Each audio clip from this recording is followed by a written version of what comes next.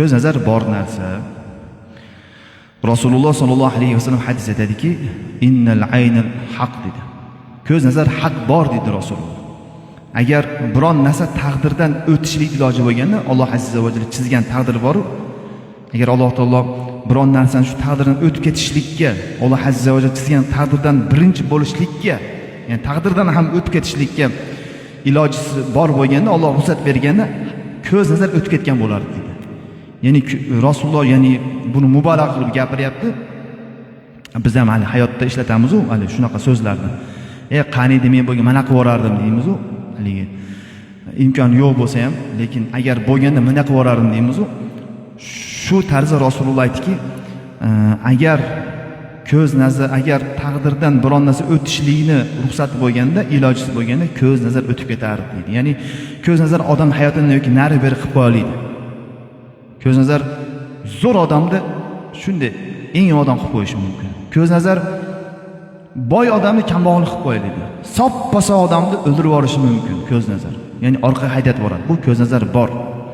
Hadisda Rasululloh aytadiki, ko'z nazar bor narsa, ko'z nazar, ya'ni odam ko'z nazari tuyani qozonga kirgizib yuboradi, qozonga qaynatib pishirib qo'yadi deganda, ya'ni o'ldirib yuboradi. Odam desa qabrga kirgizadi degan. Ya'ni ko'z nazar bor narsa. Keyin hasad.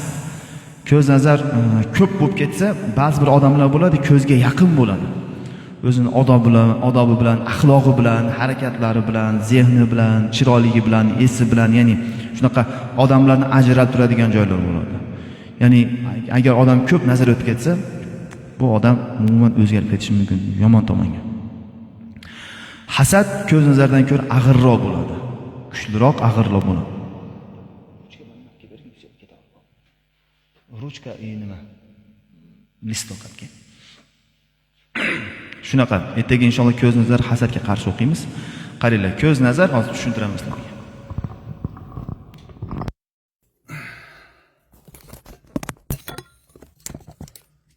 Ko'z nazar ba'zi jinlarda kuchi ko'z nazarda bo'ladi.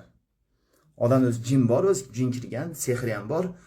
Ko'z nazar o'tsa, odamning har tomonlama shu jin ko'z nazardan kuch oladi. Quvvat oladi.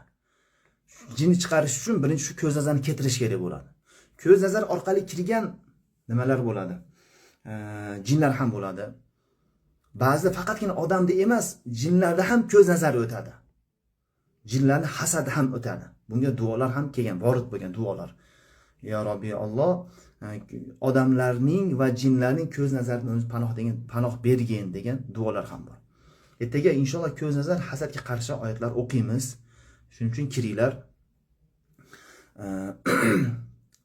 Ko'z nazardan eng zo'r qutultiradigan narsa bu shu Qur'on, sehrdan ham.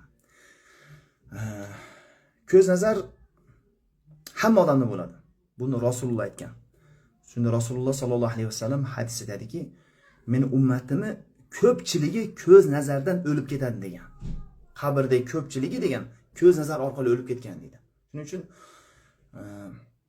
odamning ko'z nazari ketsa, ancha odam yengillaydi. Ko'z nazardan eng zo'r narsa shifo shafron olganlar biladi. Shu shifo shafronni ikkitasini paqirga solib turib, chelakka solib turib, kechib uxlashdan cho'milib yuvinish kerak. Ko'z nazar yuviladi, ketiladi, yaxshi ketiladi. Tepada bo'ladi, kun yuviladi. Shunaqa. Tak hozir biseda qilamiz.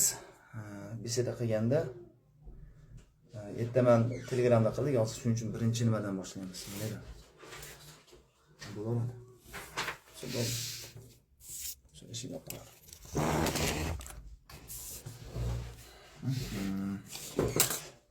TikTokdan prям ulolmayman, hali ularning knopkasi yo'q.